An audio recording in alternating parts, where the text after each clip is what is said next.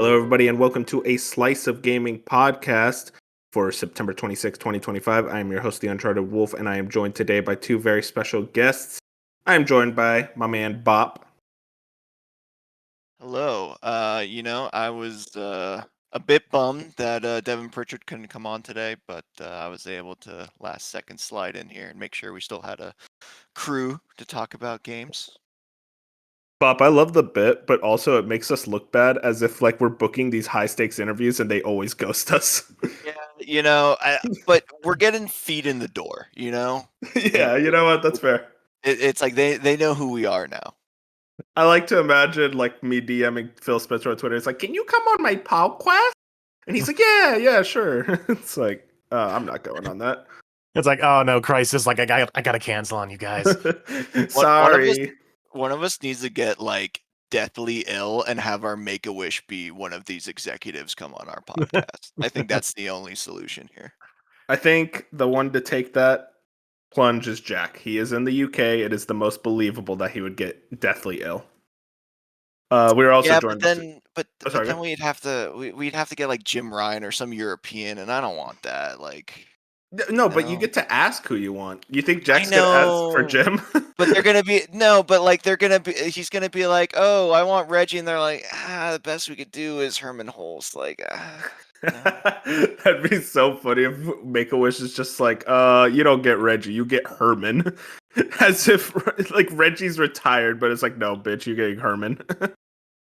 We're also joined today by Moon, as you heard earlier. Yeah, she's too busy, getting 4 months ready for her new job. It's like, I always find these announcements interesting. It's like, yeah, we're announcing these things like 4 months in advance. I mean, I'm sure it's a whole like process to move, presidents, but I just find the announcements to be so far in advance, so an interesting thing to do.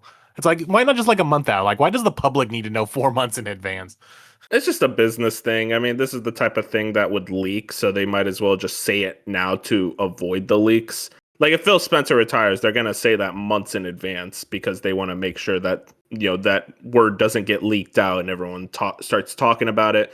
And then you make the official announcement when it's too late. Yeah, because like as soon as like word of retirements and it's not a public statement gets out, it's like, oh, what's going on? Is he being forced out? Yeah, no. It's just a business being business thing. We'll talk about that later, though. 4 months though, kind of a short notice for in the business world. Like usually it's even longer for. I mean, I guess she's not like the CEO, but yeah, Shuhei Yoshida had a similar turnaround, about 4 months. Well, I'm sure like internally it's been going on for quite some time. It's just the public announcement is 4 months. Either way, yeah, we'll talk about that news story later. It's not even in the big talk picks. We got a decent news week here. We got State of Play. We got a TGS going on. It's still going on. I think we still have a couple more showcases left in the weekend. Pretty decent news week, all things considered. Always an exciting time. And I got two people here to help me get through it. But before we actually get into the news, please check us out on YouTube, Spotify, Apple Podcasts, every other podcast platform. We're going to help you out. And Twitter and Blue Sky at the same place, A Slice of Gaming. And also, like us, review us. Helps a ton. But let's just get right into it. Boys, we had a State of Play, PlayStation State of Play. It was on September 24th. Just a couple days ago on a Wednesday afternoon. Exciting stuff. It's always a good vibe to get a September State of Play. They always get something decent there. I want to go around. I want to go through the announcements, but just real quick, let's get the temperature check on how we're feeling. I thought this was a good State of Play. I don't think it was a great one. I think the June State of Play was definitely stronger. I think this is one of those State of Plays that is bookended really strongly, where we had Saros look amazing, Wolverine looks amazing, and then it was just a whole lot of like nothing in the middle. There was some cool trailers. I'm interested in that what's it called, ChronoScript game. It looked really interesting. But I think what this State of Play was kind of missing was just a third party banger to really like tie it together and be like, wow, this is an S tier like all timer. Instead, it just kind of comes around like, hey, I really like the front and back half of this State of Play, but nothing much outside of that. So this is looking like a 7 out of 10 for me, 7.5 maybe, but closer to a 7. I overall enjoyed it, but I would say that there has definitely been stronger State of Plays in the past. Bob, how are you feeling? Yeah, I definitely echo your last statement, especially because the state of plays have gotten better. We are no longer in like the 2021 era of, or like even 2020, 2019 era of state of plays. Like, I think they Mm-hmm. have significantly improved.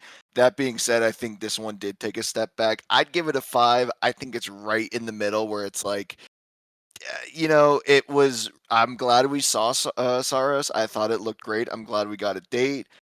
It was cool to finally see Wolverine. And get a deeper dive on that. But for me, yeah, the fact that there wasn't a third or a first party announcement, because like, sorry, Wolverine we knew about, and Saros we obviously heard about earlier this year, and I think it especially stung when we keep hearing about this God of War game and you show a controller and then don't follow that up with a little bit of an announcement. Not sure about that, but either way, I thought it was a completely fine state of play, but was hoping we'd get a little bit more. What about you, man? Yeah, I mean, it's pretty much the same echo all around. It's like seeing Saros gameplay in action was great because it sold me more on the game.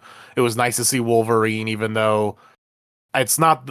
I'll get into it later, but it's not the trailer that sold me on it. But it's nice to see it, and nice to see that it actually exists and is coming and all that. And yeah, like even you said that Chrono Script game, whatever it's called, it was neat, but there was literally nothing else. I mean, it was even a joke at some point where you're ending this thing with the Gran Turismo sales numbers, a God of War controller, and some speakers.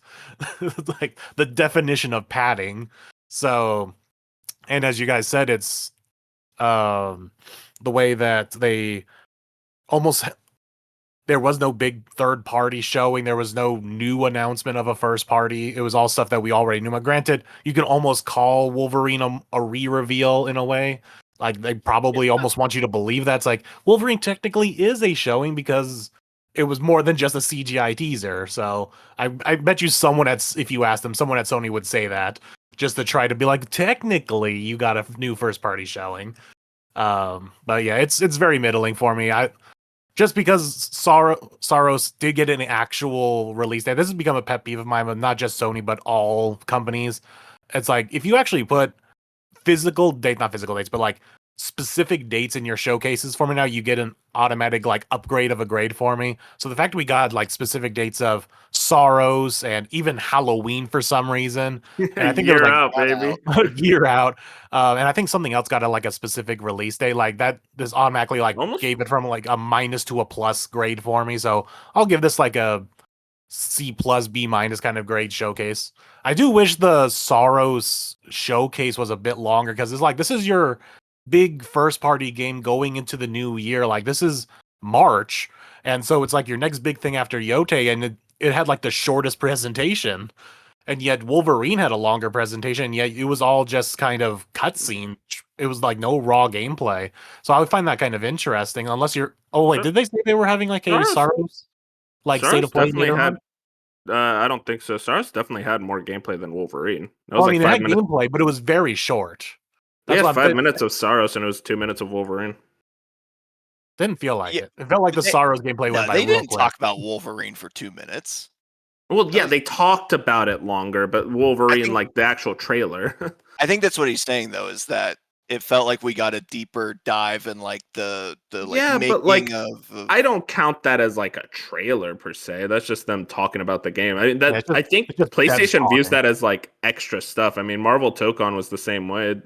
Probably because it is effectively the re-reveal of Wolverine, and it's Right, been I like guess that's what I'm getting 4 of is that years. like Saros is your next big thing, and unless you're planning like a Saros dedicated state of play later, I just find it weird that it was such a short amount of just a dedicated game. Like I was expecting like maybe a deeper dive into actual gameplay, like a full mission or something. I see think it one. my thing is like I think we have like the February state of play, and they'll probably talk about it more there. Yeah. Now if that comes to pass, then yeah, everything I'm saying is moot. But Yeah, I think you guys are making good points. It's interesting looking into this. A lot of people were thinking we were going to get more than two first party reveals. at this point, that is just kind of the norm when it comes to these PlayStation showcases. You're gonna get 2 first party reveals, and then like, hey, if you want more, like we're gonna be like spread all over the place, or like wait for the next state of play. One thing I found interesting, it's like, man, they still have not revealed any new characters for Marvel Tokon, and I find that fascinating because it's like we've had both Evo and the second state of play pass since that game's reveal, and they still aren't revealing anyone brand new. Now maybe they want to focus on who they have, and it's like, hey, we're gonna go really hard on the marketing and start maybe revealing like 2 or 3 characters a month next year. But I don't know. I found that kind of fascinating. It's like I feel like it would be such an easy marketing beat. It was like, hey, here's Venom or something. So that I found interesting. But yeah, I don't know. That God of War game, Bob, that you were talking about, I did find it weird that they basically were like, hey, if you want a God of War, here's the controller. Oh, I yeah, that's assume what I was that going to get to. Metroidvania is probably at Game Awards. Honestly, what I'm more frustrated by is like, how do you still not have a God of War collection? Like that was rumored a while back, and it turns out to be this Metroidvania. And it's like, damn, you still cannot play natively God of War 1 and 2 onto modern PlayStation consoles. I don't know why they don't prioritize that. Instead, prioritize Days Gone remastered, which at this point I don't even understand how their remastering works anymore at Sony. It's frustrating in that way, but either way, I mean, like, I do still think like we got enough games, and as you mentioned, Moon, I think one thing that puts this state of play higher for me is the fact that we got dates. I feel like all these times we watched these showcases and there was no dates, no date, no date. This state of play, I mean, we got a date for Neo 3, Code Vein 2, Chronoscript was 2026. Crimson Desert got a date. Oh yeah, Crimson Desert. Wolverine got like we got a lot more window. dates than I was expecting, which was really nice. Yeah, exactly. And it's like I think that's a big W in my eyes. Despite, like I said, it's like I wish this show wasn't missing like a third party banger. Like I feel like that's all it really needed. Now, to some people, that yeah. Code Vein 2 release date right around the corner in January is that third party banger. The Souls guy, and it's not for me. Let's get into the actual state of play. We'll go point by point. We can go through it quickly. Saros, we got that 5 minutes of gameplay. Looks fucking amazing. I love Returnal. I don't know if you guys checked out Returnal. That game is really, really, really good. Probably one of my favorite PS5 exclusives this gen. It's that and Astrobot for me. Highly, highly recommend it. And Saros effectively just looks like the direct sequel to Returnal in the best ways possible. Basically just a new IP name. This is a really small thing that I think I'm the only person in the world to complain about. But I kind of wish the main character wore a helmet. I don't like playing as a celebrity.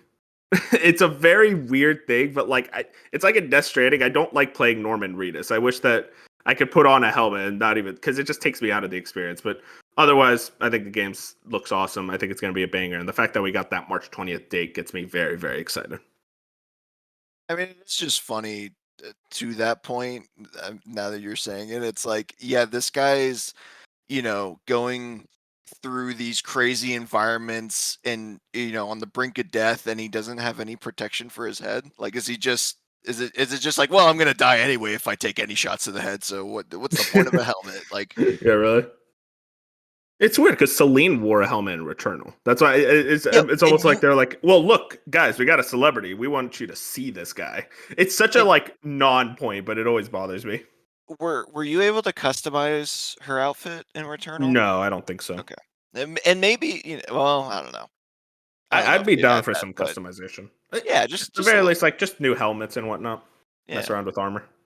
But no, I do think this looked great. I am glad, like, nitpick earlier aside, I'm glad we just got straight gameplay of this game because, like, honestly, that's housemark. Like, Yeah. I don't necessarily care as much about the story and like the background and like how you made it and how you casted Rahul Kohli. Like, I think for me the more important thing is like, let's just see the gameplay, and it looks great. And yeah, I haven't been able to get to Returnal, but it definitely moves higher up the list because I would like to play it before Saros comes out. I played like 2-3 hours of Returnal, and I did like what I experienced, but I think the roguelike aspect of it just kind of didn't jive with me, or I got distracted by something else, and something along those lines of maybe the mixture of those two just kind of let me drop it, and I never went back to it. And now that Saros seems to be less roguelike-y in an aspect, just does interest me more. So I'm just like, I'm just gonna forget about Returnal. I'm just gonna go straight to Saros and I think I'll be happier for it. What's weird is they didn't even mention roguelike elements. At least I don't remember them. I may have missed it, but I'm curious. I It assume seems like it'll be roguelike a is still very lesser much. to a lesser extent They've because already mentioned that before. obviously you're gonna be dying, but you're gonna be dying probably less because you have that second chance thing. But obviously you're gonna die even after that if things will get harder. So I think it's still a roguelike, but I think it's gonna be less so than Returnal was. I Yeah. mean, Hades has a reborn feature. Like, I don't know if that Sekiro too. necessarily.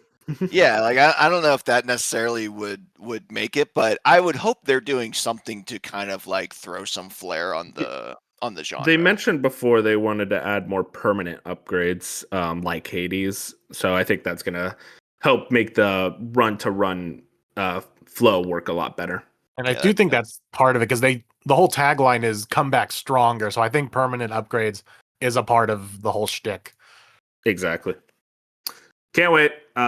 It looks awesome. I'm really frustrated by the release date because of a game we'll talk about later. But outside of that, can't. I actually kind of expected this as a February game, but March, it's like, yeah, that's 1 month off. That's whatever. I'm excited. Next was Zero Parades. This is that game from, I think it was Zaum, the Disco Elysium team. I haven't played that game. I know that there was a lot of drama, and effectively this game is being done by basically a brand new team. So it looks like Disco Elysium. It sounds like Disco Elysium, but will it be like Disco Elysium? We don't know. I can't say much else. Looks interesting. Curious to see more. 2026 dates. So what's the Ship of Theseus, right? Ship of yeah, it's effective. CAUM. Like you Yeah, you strip exactly. everything out of it, but you keep the name. Is it still the same? It does look cool though. I kind of like that they're going a little bit more like cyberpunky. And like Disco never. I've tried it. That's one of those games I've tried maybe 5 times and would get a decent way through and then lose steam. And so I would love to try this game because, like, yeah, the art style is so iconic. It's very unique and stands out. And Yeah. I do think the gameplay and what they do on like a storytelling and narrative basis is really really cool. Bob, this Yeah. one's for you. Microsoft Flight Simulator 2024. Let's go, baby. Come on, Tw- take to the sky, PlayStation players. Let's go. Get your flight sticks ready. Come on. Do you think this one's gonna pop off? No. Because I feel like this is okay. I my, I forget. Is this game like 100 gigabytes or is that the 2021? That was the 2021. I think they did a better job. They do the funny thing of like, yeah, the base game is 20 gigabytes, but you're gonna have to download a ton when you like boot up the game. It's a Download weird, Japan. yeah, pretty much. And yeah, if I'm being honest, so again, I only played it on PC because I mean, the console versions of these games are very stripped down because it's just genuinely a powerhouse even on PCs. And most of the comments I saw on the Flight Sim subreddit was like, the game's not going to look like that on PlayStation 5. Take it from an Xbox player. So, I think yeah, people expecting like high fidelity. Maybe won't get that, but honestly, that the gameplay, I need to go back because we were talking about it the other day. Like, I need to go back and continue that story mode because I kind of lost steam a little bit, and we had talked about how they didn't nail that launch specifically, but they've made a lot of updates, and it does sound like it is in a better place. And the gameplay is still really good. Like, don't get me wrong. But yeah, this is just such a niche, like game, no matter how praised it can be in that niche community. Well, maybe the first one, not this one. What I'm more curious about, Bob, is this is the first Xbox game port to be announced at a state of play, which I found interesting because it's like they usually just announce the ports on Twitter or other social media platforms. So for them to basically say, hey, we're just going to basically get into talks with PlayStation and just have a little like 2 minute or 1 minute segment during a state of play. Curious. It's interesting. Yeah, and we'll probably talk about this again later with Forza, but that is interesting because yes, this is the first time, and it makes me, yeah, I wonder why it's this one, Mhm. and I don't know if it's because there are a lot, like it's such a niche thing. It's kind of like Forza, but also this is one that like the Xbox people aren't protective of. Like they're like, sure, you can have flight sim. Like I think Forza going over like or indie going over like like kind of like tribalism stuff. I feel like this one's like, yeah, no, it doesn't really matter, and Curious if Microsoft like Halo was. shows up at a state of play. That's the Yeah, big like one. that's the thing. Like Gears didn't show up at a state of play. Forza didn't show up at like Forza Horizon is the game to show up at a state of play, in my opinion. And the fact that that didn't, but this did, I don't know. I really don't know what to make of that. But I still wouldn't like say this opened the floodgates. I would be curious to see what that next announcement would be, because like you're not even seeing Microsoft games at Nintendo Switch like directs. So Yeah, well, that's just Nintendo being fucking stupid and not sending dev kits. right, but like still, like we got didn't we get something announced for the Switch 2 recently? An Xbox uh, game? the only one I could think of is Tony Hawk Pro Skater 3 plus 4, and that was more Activision. I'll have to look at that in a second. But yeah, Yeah, no problem. I wouldn't make too much out of that yet, but something Mhm, to definitely keep an eye on. for sure. Let's made through this one. Battlefield 6 got a campaign trailer. Looks fun. Love my military campaigns, but not much to really gleam off of. Deus Ex Remastered. I found this interesting. This was a case of I know Deus Ex is referred to as like one of the all-time great games. I don't think it looks very good in the remastered form. Yeah, it did it. It's almost Looks like it's to some the like just very basic mod. it looks like an Unreal Engine hire this man trailer. This is Aspire, which is God, you want to talk about washed. Aspire is a very weird porting house. They're either put out like oh, this is pretty good, or wow, this is horrible. And they were originally the guys who were doing oh god, what was the name of that game? KOTOR remake. KOTOR? And they were like taken off of it because it was like, oh, this sucks. So I guess they're now going it back into like, let's go back into the remastered minds. And Deus Ex, I mean, like, it's a legendary game. I'm curious to see how this does. Maybe it's like, oh, in action, it feels and plays a lot better now. This is one I'm like, I'll keep an eye out because I do want to play this game, but I don't know if this is the version I'll play. Next was Halloween the game. This is Ilphonic's next game. The guys who did Friday the 13th, and they did one other game after that. Oh no, they did multiple games after that. They did Predator Hunting Grounds, I think. But this kind of asymmetrical, like Dead by Daylight style gameplay. These are not for me at all, but I know there's a big community for them. Halloween is kind of the obvious one to go after Friday the 13th. So yeah, I think this is a good one to do.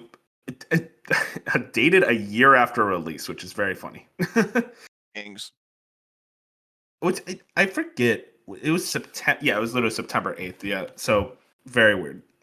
We were joking about it. It was like, well, they can't make Halloween this year, and they can't really release it any other time of the year, so they might as well just commit to next Halloween.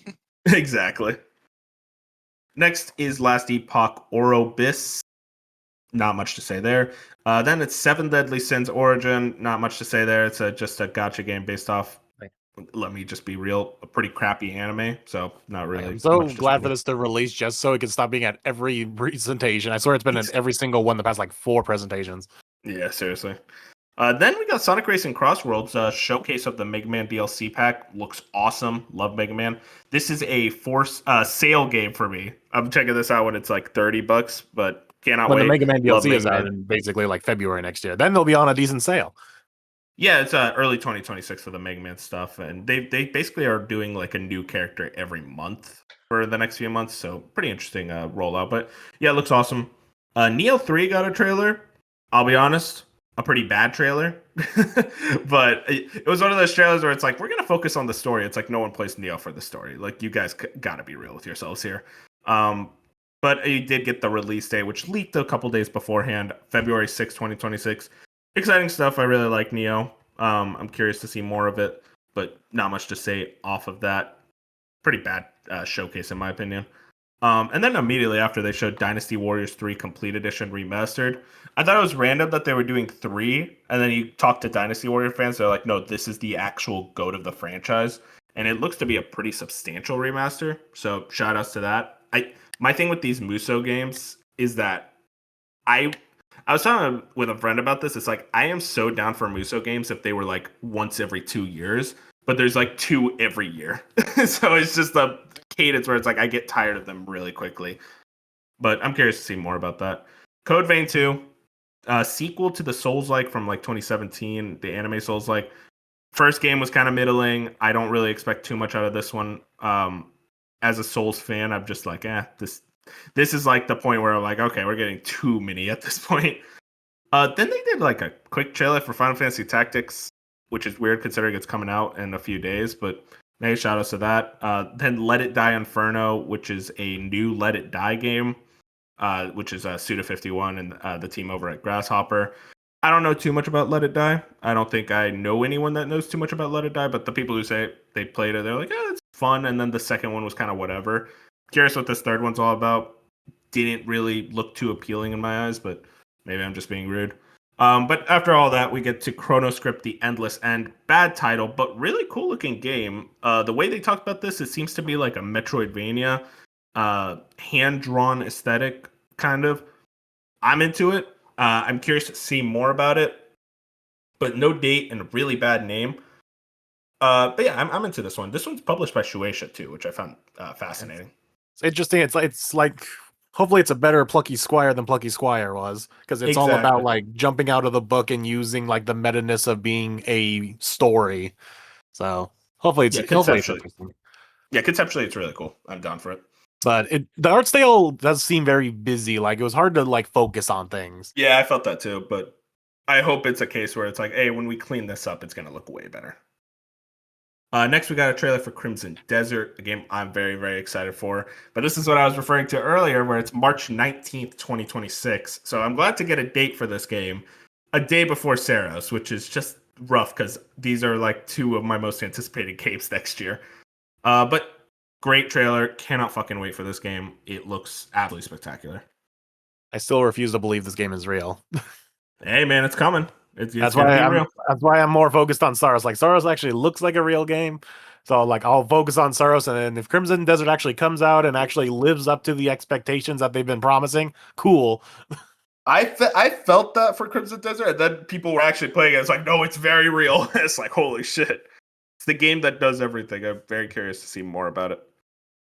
Next, Bob, I'm hoping you can help me with this one. The Pulse Elevate wireless speakers. I know you're the kind of the techie guy over at the Slice of Gaming. Well, okay. Colin's too afraid. He's a literal speaker. I mean, come on. Yeah, no, that's true. But if in layman's terms, how are you feeling about these speakers? I'll say this. I think it's cool that Sony's doing tech in general. I always like their tech. I don't really feel the need for wireless speakers. I got a soundbar that's perfectly fine. Yeah, it's definitely in line with that. What's their like offshoot PC brand, InZone or whatever? Yeah, the one they recently purchased. I forget. Yeah, where they did the monitors and everything like that. This is in line, and I think didn't they also buy? Yeah, InZone. You were right. And then the audio company. Hang on. Yeah, I think that was Audis. That and this just makes sense. They if they didn't buy it, I think they heavily invested in it. Audis. Yes. Audis nuts. Yeah, now I remember. So this just makes sense. Hey, you want a monitor and a bundle with a monitor and a speaker and other peripherals, we got you, and you don't have to like leave technically our ecosystem. I've never seen. It is kind of cool. So the stands are your charger, and then you can literally like pick them up, and it becomes like a portable Bluetooth speaker. I don't see the benefit in that because who's being like, hey, we're having a lake day, bring your, rip off your desktop speaker and bring it with you on the boat, If you got nothing else, there you go. You got the For emergency sure. speaker. For sure. It's just or like, if it's like, hey, honey, I'm gonna bring the PlayStation Portal into the bedroom. Bring speaker with him for 3D audio. Like I don't know. It's a little silly, but it is cool. I do like the innovation of it. The actual technology is solid and what I would expect from this type of product. And like I'm yeah, curious about the price. Sony still makes hardware. Yeah, dude, the fact that they didn't even say the price in the blog post makes me think either A, maybe the tariffs. I don't think the tariffs would affect They this, didn't say the but price for the fight stick either, and they still haven't. So they're pretty like. I think it's just that they're still figuring it all out because they're yeah, both of those items is 2026 right now. right. If I had to guess just ballpark right now, I would say I don't know, 300, 350. What? Yeesh. Yeah. I think it's higher. I How much mean, are speakers normally? so I have a pair of desktop speakers that have like it's two speakers and a subwoofer, and it's just like a little desktop set that's like 120. I just feel like Sony makes Ooh. premium hardware. Like that's just what they Yeah. do. No, you're right. And this is in line. I don't know how much their monitors are compared to the quote unquote competition, but like I don't know. To me, I just feel like I equate Sony to Apple, and it's like they're just going to make a premium product and going to You're charge right. for it, Yeah. and it'll be that's what it'll be. So yeah, I will not be investing in these. I should say too, the connectivity is important. To the PlayStation or the Portal or I think your PC. I forget. Like that dongle basically makes it so that the latency is low. I believe them when they say they can make the latency low depending on how far away you are. I just don't have like I think the audio quality is the important part and like they just haven't the technology is not there to have, you know, that level of audio quality in a wireless dongle, like Do, with a low latency as well. do they only work on the PC, or do they say it works on the PlayStation as well? What do you mean? Like, can you only connect these speakers to your PC, or can you connect them to your PlayStation? So you would either connect them to your monitor or to your TV. And That's what I meant. Yeah. and the dongle makes it so that you can plug it into your PlayStation or your Portal. Gotcha. I think your PC. Because it sounds like it's either that or Bluetooth. Granted, you have the ability to do both. That they said in that presentation, you could like be playing on your Portal and then listening to a podcast through the speaker at the same time. But I think the primary connection is going to be that dongle and then Bluetooth for everything else. Sounds good. I'm interested to see what that is. I don't think I'll be investing in one, but I like when Sony's doing their tech stuff like this. It's cool. We got the reveal of the PlayStation Plus monthly games. Now, I'm using the write up from Jack, and I gotta say, Jack, very, very disappointed. He didn't list out the games, but I do remember it was Alan Wake 2 was the big game for October. Yep. And two others, I forget. It was Goat Simulator 3, and I can't remember the other one. Yeah, but pretty decent month. Alan Wake 2, great game. Well, decent game. A lot of people really like it. I'm curious. Also, they're doing the classics, and I think this is actually a good month. Tekken 3 and Soul Calibur 3, both great fighting games, especially Tekken 3. So I think that's a really big W. I gotta ask, man, what are these Ratchet and Clank games? I keep asking every month, every state of play, that maybe this is the one they actually do the Ratchet games. No. It's their biggest franchise, or a biggest 3D platformer franchise, along with like Jack and Sly. And they've done the Jacks, they've done the Slies, but they haven't done Ratchet. I don't know why they've been waiting so long on that. My assumption is that effectively it's a break class in case of emergency. But hopefully we soon get those, because that Ratchet trilogy on PS2 is amazing. Then they talk about Gran Turismo 7, effectively talking about how well the series has sold. They got the guy who is always there for Gran Turismo. I forget his name exactly, but he's very funny because I don't think I've ever seen him smile.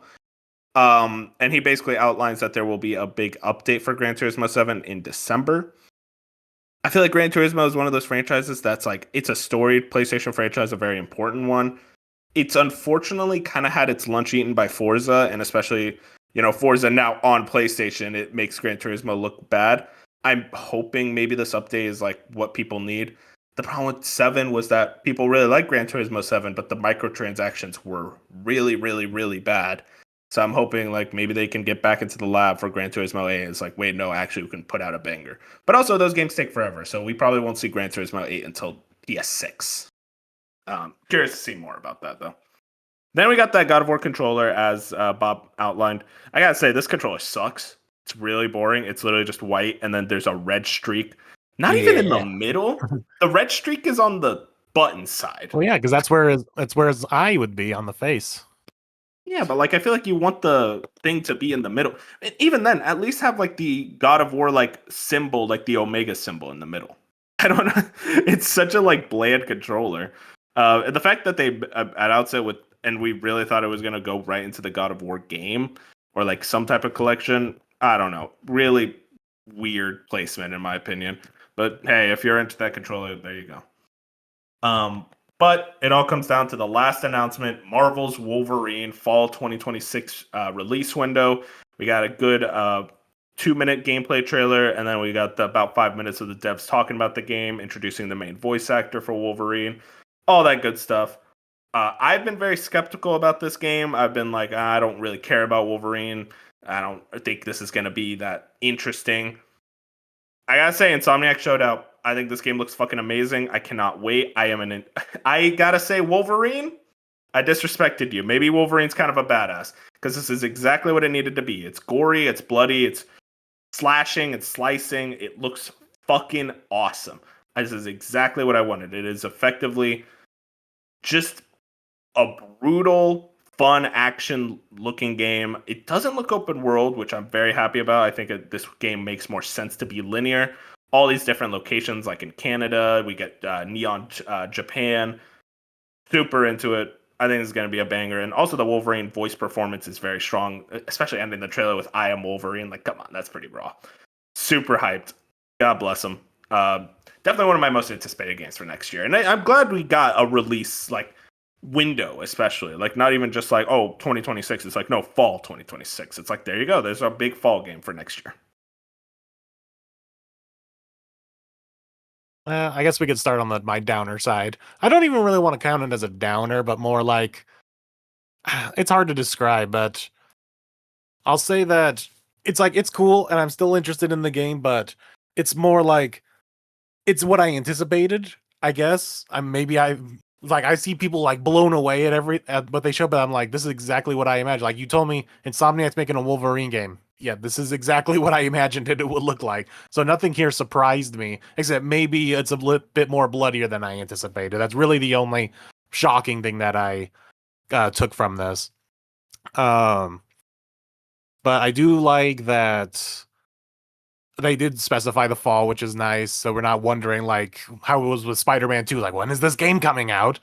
I'm guessing it's going to be like an October, November release. I'm guessing it's probably going to be around like what Yote is this year, like that early October, maybe November, September possible, like late September at the earliest. So, but my worry with the game is I'm worried. How do you keep this? And I said this in the chat. I'm worried. How do you keep the game interesting? Because with Spider-Man, you were able to keep things interesting with the combat because Spider-Man had different ways of playing. You could play silently. You can play with different gadgets and different like fight styles. With Wolverine, it's all slicing and dicing. So he doesn't use gadgets and tools and whatnot. So what I'm thinking is, so how do you keep this combat interesting for, I'm assuming, a 20-hour game, 25-hour game? I'm assuming there's going to be like a skill tree of some sort. And counterpoint, I don't think this is a 25-hour game. Spider-Man was able to, like, it had all that because it was like a 30-hour like open world game. Yeah, it's Wolverine, definitely not open world.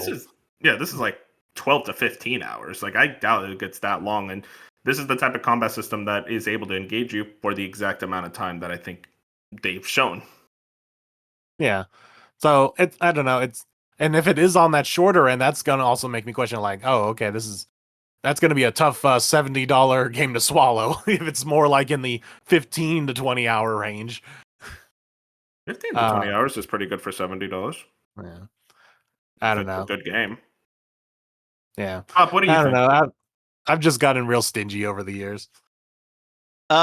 So it's funny. The first thing I thought of while watching this trailer was back when Jeff Grubb kind of reported on this and said it's going to be a hard R for the rating, like the Yeah. rated R, and I'm like, oh, so that's what he meant. Like it's just straight up like claws going into skulls, people getting ripped apart Gory as with shit. yeah, with Wolverine being covered in blood. I mean, to a similar extent as Moon, it's like, yeah, this is exactly what I feel like Insomniac making a Wolverine game would look like, but they still, I think, nailed it from what I could see. I thought the casting was really good. I really like the guy playing Wolverine.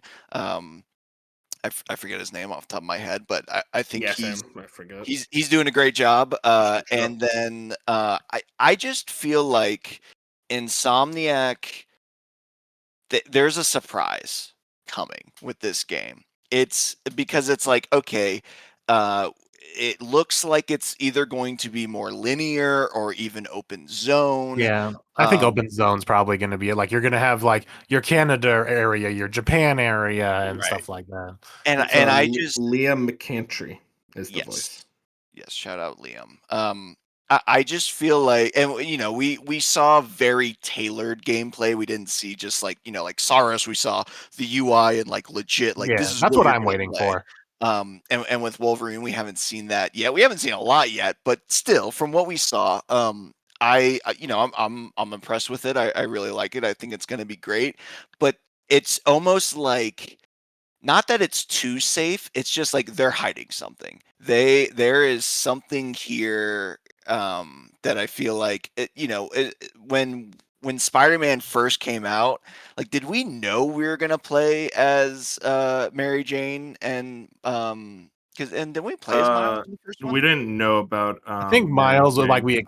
I think yeah, because it was like fight together or something like that was like the tagline. For Spider-Man 2. Yeah, for Spider-Man 2. No, I'm saying Spider-Man 1. Don't we? Oh, Isn't there Spider-Man like 1 a- we didn't.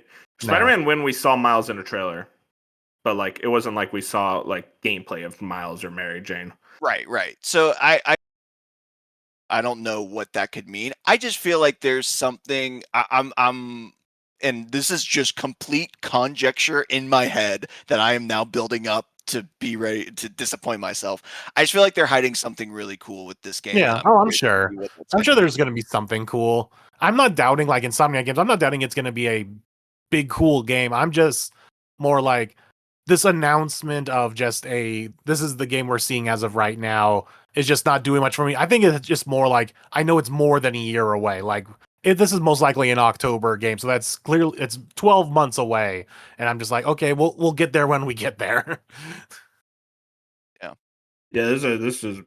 I guess I'm just the opposite of y'all. I mean, this is exactly what I wanted out of a Wolverine game. I'm so ready for whatever this is. And I'll be more I was excited when a I get doubter raw of this. gameplay and I can watch like an actual playthrough, like I did with Saros. I'm more hyped with Saros because I saw actual gameplay instead of just curated like UI-less gameplay and some cutscenes. Like seeing Omega Red and Rogue was cool. That was probably my other highlights. Like, okay, cool, we're gonna bring in a lot of X-Men lore, and we saw the Sentinel, and okay, cool, so we're gonna use a lot of this X-Men lore. I've never heard of Omega Red before this. What's the Omega Red's deal? Is he like a Wolverine villain? Yeah, he's a frequent Wolverine villain. He has long whips that he uses and electricity powers. Okay, yeah, He I see usually him now. hunts Wolverine. Oh yeah, he was in one of the X-Men movies. Okay, now I remember him. But yeah, shout outs. Also, real quick with Liam, he voiced JD Phoenix in Gears of War. Oh. I was hoping for an ooh from Bob because I don't know who JD Phoenix is. Based on his last name, I mean, I'm not the Gears guy, but based on his last game, that seems. Wait, you're important. not? No, I've always I feel like I was more of a Halo guy than a Gears guy. I think Dark's a Gears guy. Yeah, I know Dark's a Gears guy. I just always like I don't know anyone who likes Gears more than Halo. So like that's why I'm They're surprised out that there. you weren't They're out into there. Gears at all. Yeah, weirdos. Uh, it's good.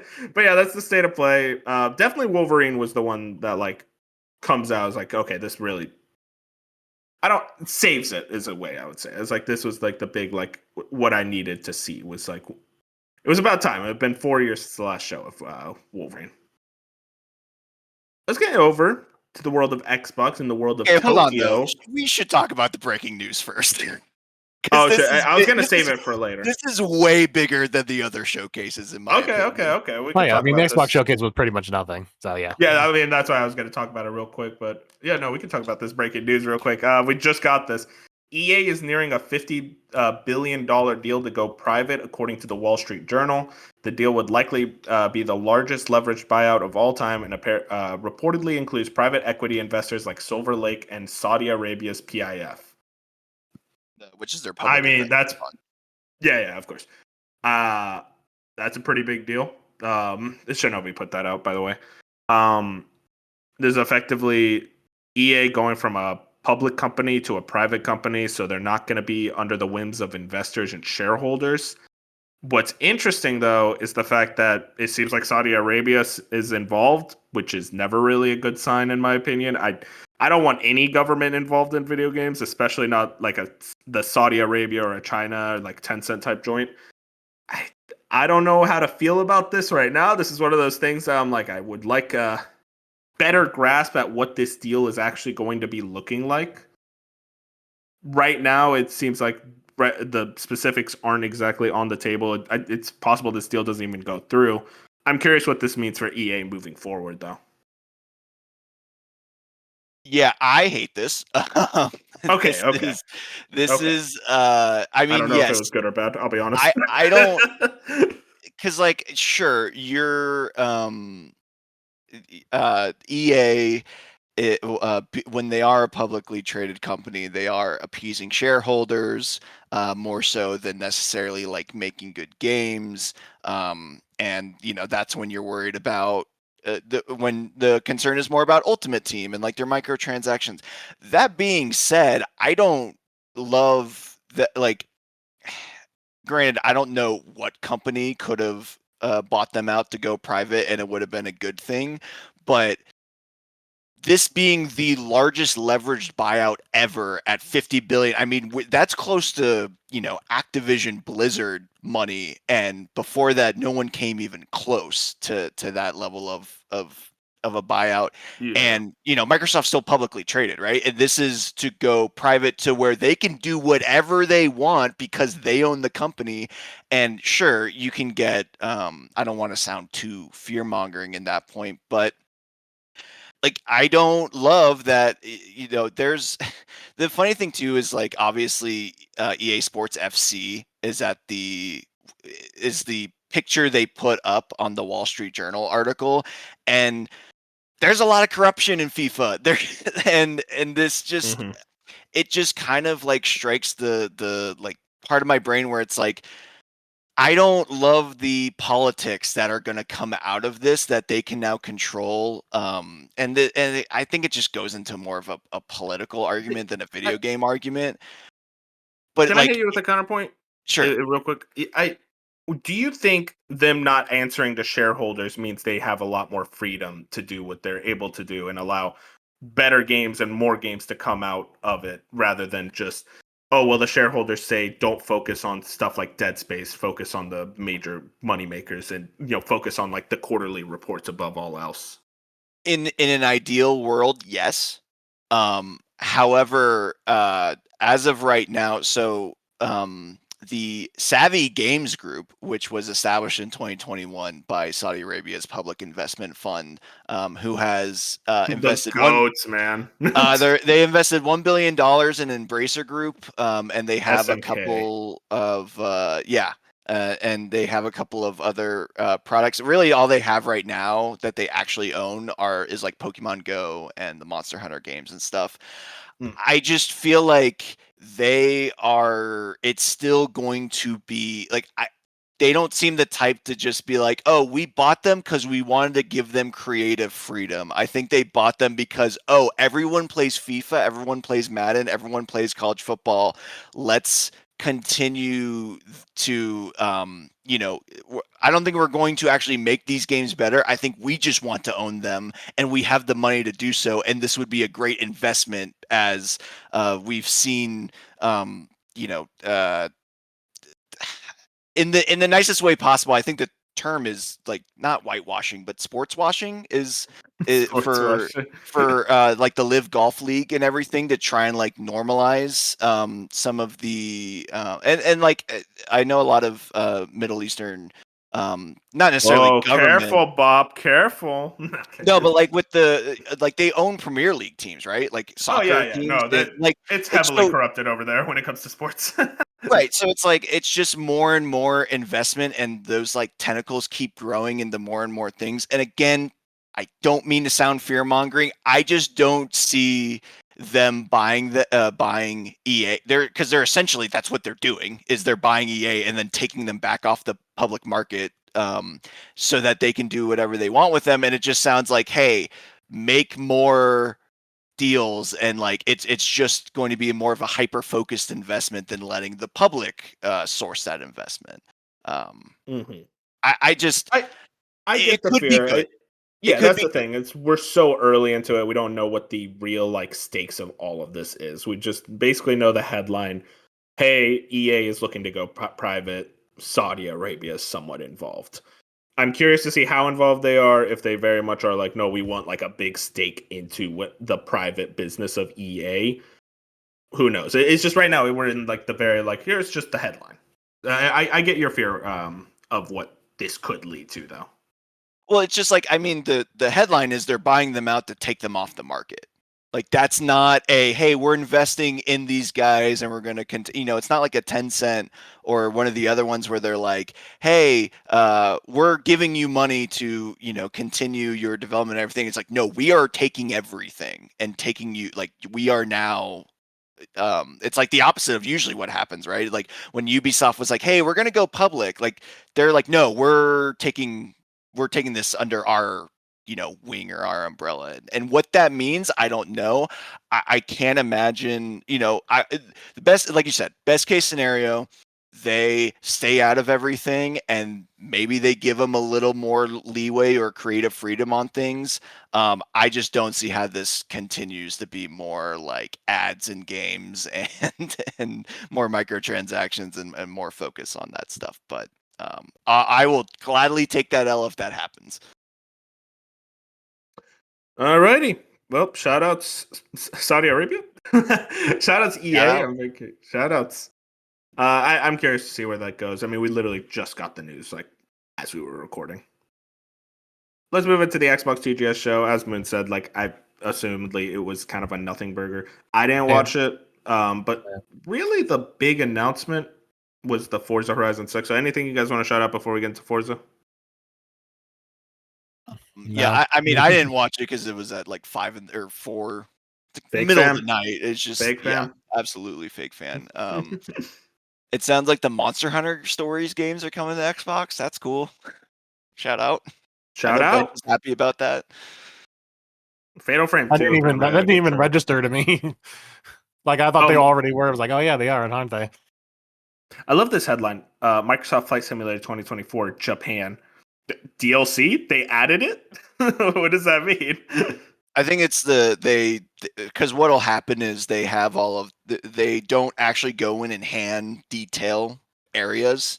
They'll do that after the fact. And so they've already done this once before in 2020. And I think it's them going back in and adding more detail and like actually handcrafting stuff rather than relying on just like the map telemetry that they get from satellites and stuff. I also really love in Hitman World of Assassination, there's a Bruce Lee collaboration. I didn't look too much into it, but I think it doesn't let you kill Bruce Lee, but like Bruce Lee's there. So shout outs. But yeah, Forza Horizon 6, the big announcement. Coming 2026. It is coming to Japan. Pretty big deal to just announce it at TGS, which is probably Xbox's smallest show of the year. But we got an announcement, a reveal, kind of release year. They said they're going to come back early 2026 to detail more about the game, most likely at the developer direct. And also going to be Xbox day and date, PC day and date, coming to PlayStation later. And they specifically say coming to PlayStation specifically later. Now, there was a whole debate about this in the Discord. I don't even want to bring up. I'll just say I think it's silly not to bring it to PlayStation day and date. But also, maybe to Xbox, their viewpoint is, hey, we might as well double dip. I just think it's like, in my eyes, I see the Xbox strategy as very much we're doing third party, we're doing everywhere all at once. So to see them go with probably their biggest game, it's like, no, it's going to come later. I wonder if it's a development thing where, hey, we didn't develop the game for PlayStation yet. We need a little more time. And they told them that. I don't assume it's going to be a crazy wait, probably like a few months, if even. So interested to see more about that. I'm not a Forza guy. Bob, you're going to have to take over for me. This is your thing. It's cool that we got the announcement at Tokyo Game Show. I mean, obviously for Japan. I mean, Japan when it first got leaked, I remember I just like shoot it off because we like Forza fans have been wanting Horizon to go to Japan since like 2. Like pretty much since the second one. They're like, no, Japan. Like, we don't care about Mexico. We don't care about That was Australia. Assassin's Creed as well. It's like, Yeah, it's right, funny. exactly. Every franchise just wants to go to Japan. Right. And so it's cool that they're finally doing that. I read the blog and there wasn't much there. Just like, oh yeah, we spent a lot of time over there. We want to make sure we're honoring the culture while showcasing a lot of, the island and everything it has to offer. Obviously, it's not going to be a 1-to-1 map. It's going to be an amalgamation like they always do. But they make great maps, so I have no worry that it's not going to be really well done. What was interesting though was they said they never really had the technological capabilities to make a game in Japan, which I'm like, what That's could they so possibly funny. mean by that? But no, once they explained it, it made sense. Japan has a lot, their highway systems have a lot of raised and crossing over highway systems where they're like, like overpasses and stuff, kind of like a crazy Texas highway. Mm-hmm. And those aren't in any of the Horizon games. Like there's no like sure there's like simple bridges you might go over, but they don't have like a crazy Highway DLC.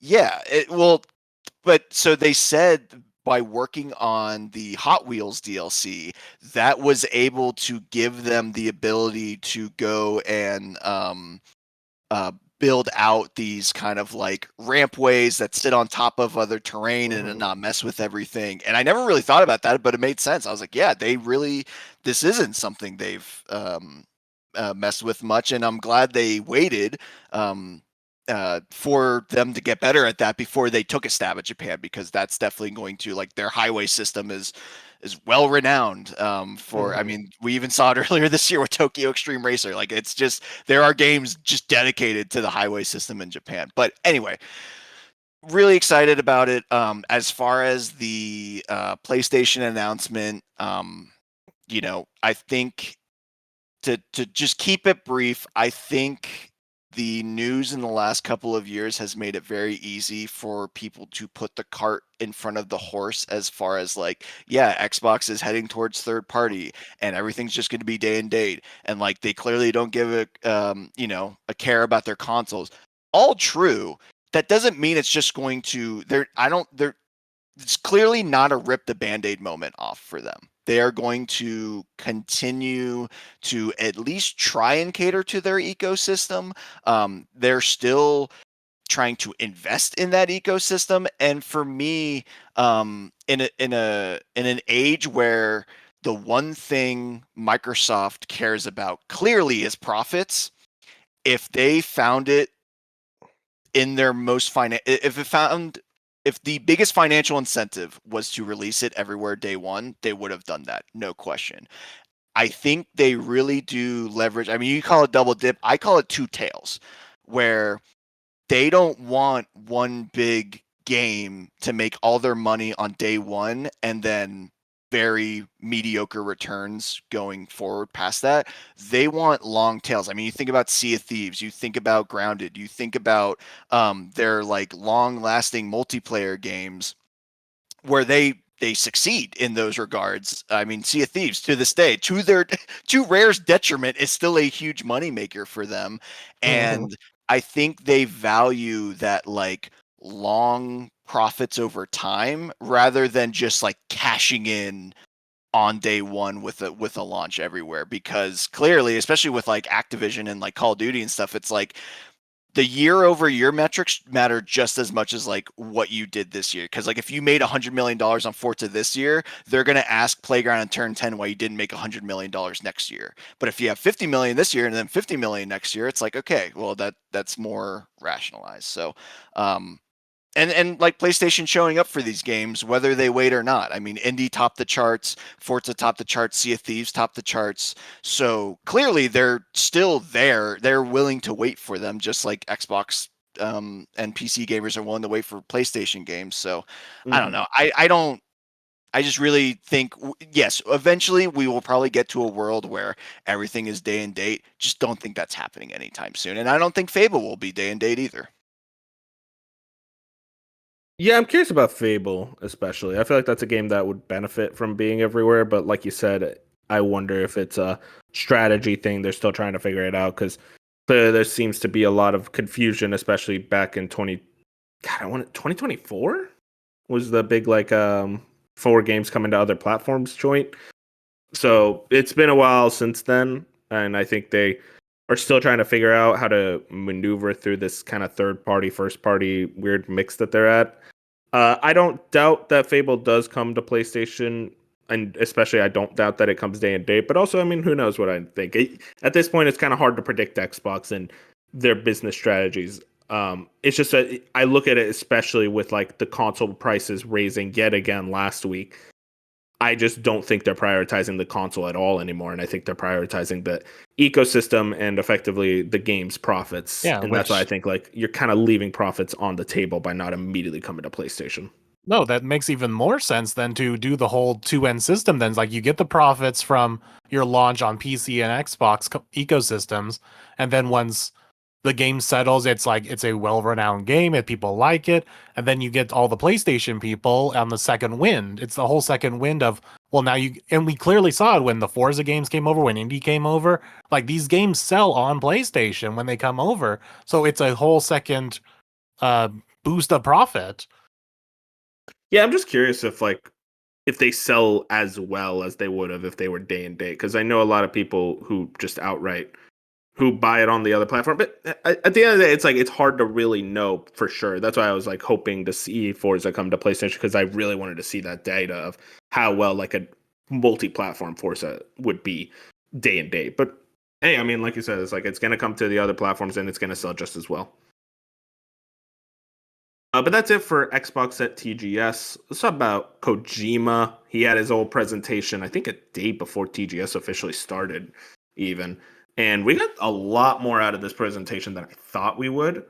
He kind of marketed it as like an OD presentation, but even mentioned a few other things. We got to talk first and foremost about like the accessory shit.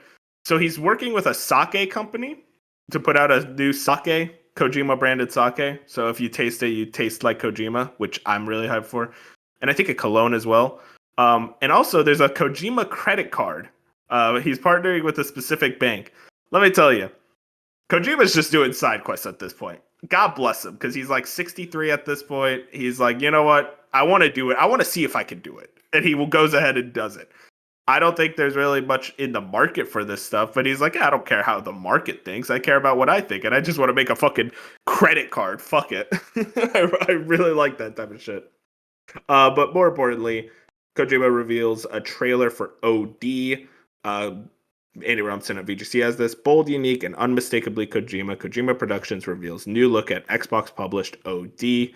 Speaking during a live stream held in Tokyo, Japan, Kojima claimed that OD, which now has the subtitle Knock, is a completely new gaming experience running in Unreal Engine 5. Quote, this is a special system, Kojima said. Even the infrastructure is totally new. Nobody has ever done this before, so I am repeating tests and experiments and can't speak anymore. There are a lot of hints in the video. Excuse me, Microsoft's head of gamer Phil Spencer also appeared on stage and claimed OD was a bold, unique, and unmistakably from the studio. What's interesting, specifically, that Jordan Peele was revealed to be kind of collaborating with this project. Apparently, OD is kind of the like title of these like games, and then like the OD Knock, that's Kojima's game, and then Jordan Peele is going to have another OD that's like kind of separate. So I'm curious how the rollout of those is going to be, and as we kind of see more and more of them get revealed. Apparently, there's other directors also working on their own versions of OD. I thought this was a very cool trailer, extremely impressive visually. This is kind of the excitement of a Kojima horror game that I've been wanting for a long time. And I think this guy is a master of what he does. And I think horror is the space where I think he's really, really going to flourish. And I'm curious, Bob, as a kind of a new Kojima guy, how you're feeling about. Oh wait, you don't like horror games. How you feel about the prospect of OD, even if you're not going to play it. Yeah, that trailer was even a tough watch. It's like, it's cool. I'm really glad he's doing cool shit. I hope it gets received well, but boy, am I really trying to not play that game. Yeah, you gotta take the plunge, Bob. You know, Yeah. you're not skilled. You're a man. Oh. It's an Xbox game. You gotta play it now. I think you can say a lot more about this next one than Kojima reveals visual for PlayStation stealth game Fizzant, announces 3 cast member. This was kind of the game that's supposed to come out after OD. Andy Robinson did a quick write-in. Speaking on stage at the 10th anniversary event in Tokyo, Kojima emphasized that development was still early on the project and claimed that he was still casting its actors. The visual art shared on stage shows the main character for the game, Kojima confirmed. Though their face isn't shown, the poster features the tagline, quote, "Here comes the feeling." How Death Stranding director was able to reveal that actors Charlie Fraser, Don Lee, and Minami Hamabe will star in Fizzant.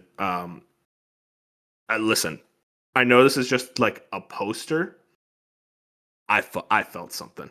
I felt something seeing Kojima go back to the stealth espionage vibe, the cityscape in the background, the badass protagonist with the fucking MP5 silenced, and that tagline, "Here comes the feeling."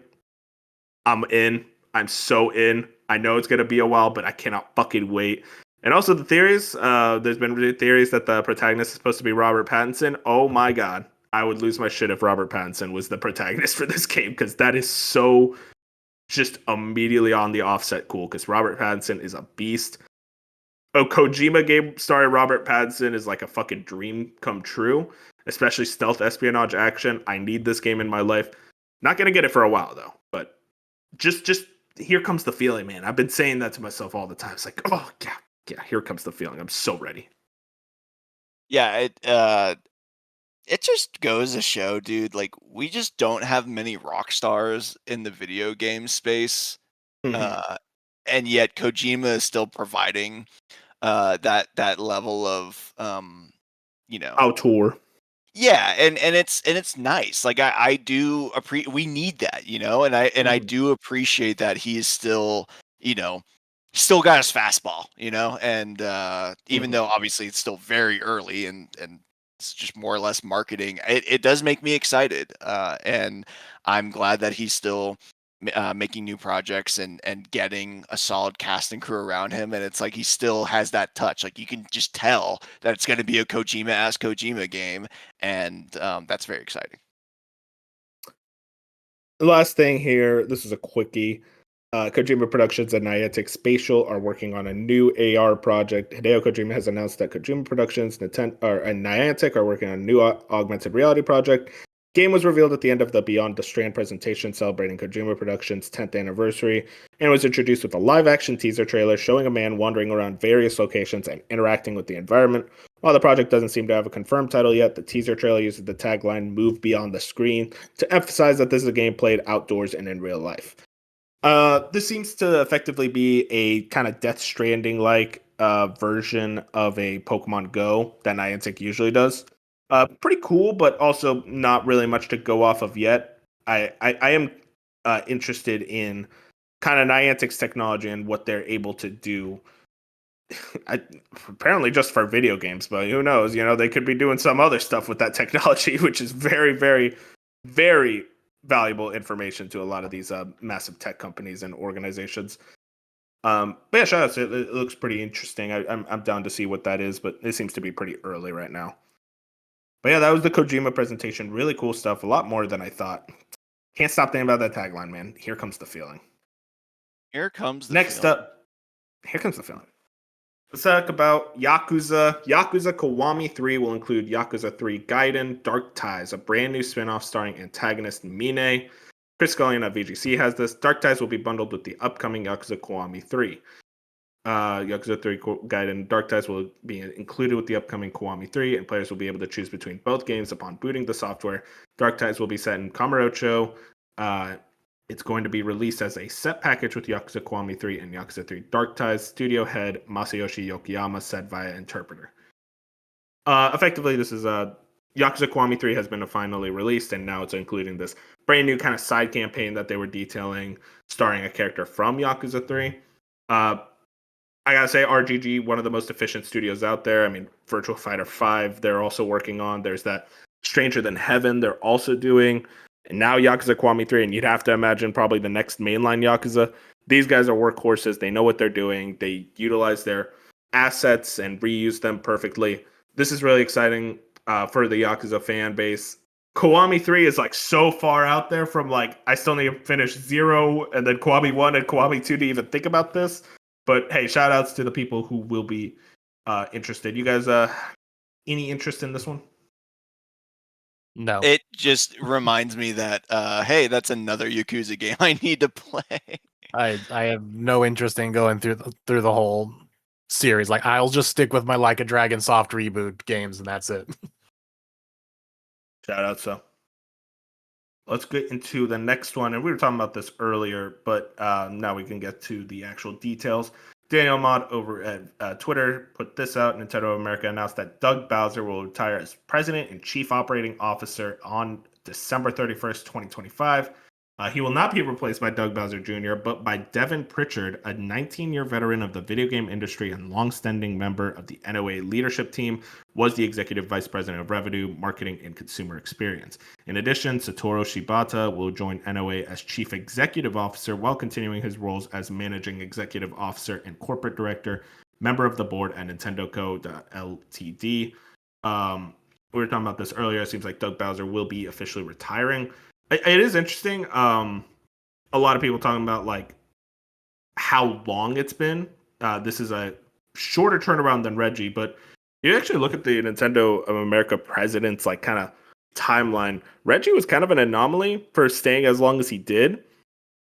Still, though, pretty interesting to see. I think Doug Bowser was effectively like, this was in the plans probably for a while. He was thinking about it and wanted to at least be there for the launch in the first year for the Switch 2. Devin Pritchard, I don't know too much about it, but Kate and Krista talked quite a bit about her, and they're like, no, this person, she's the right person for the job. She loves games. She knows what she's talking about. She knows what she's doing.